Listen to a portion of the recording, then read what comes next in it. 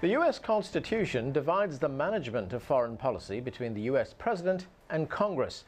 But the ambiguity of the Constitution has given U.S. presidents a great deal of leeway in foreign policy decisions.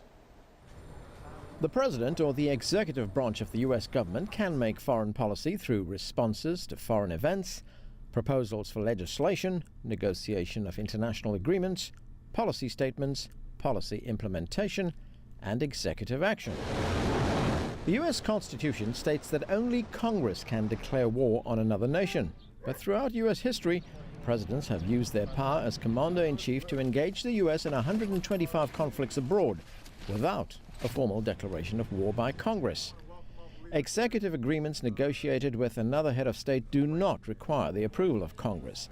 U.S. presidents routinely carry out negotiations with other countries through special envoys who do not require Senate confirmation. Presidents also have access to discretionary funds that are often used to finance both military and diplomatic initiatives around the world without prior congressional approval either.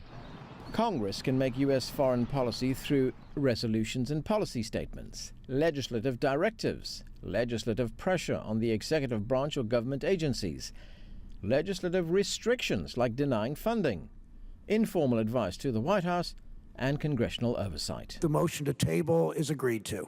The Senate must approve all international treaties and confirm the president's nominees for ambassadors and cabinet positions. Congress can also affect foreign policy decisions through its budget appropriation and oversight functions. But most of Congress's powers require a lengthy legislative process that is often impractical when it comes to reacting to fast-moving world events, leaving the president to act unilaterally in many instances. In fact, a case study of 22 U.S. foreign policies enacted over a 30-year span between 1932 and 1962 shows that all but 3 of the policies were initiated and implemented by the executive branch.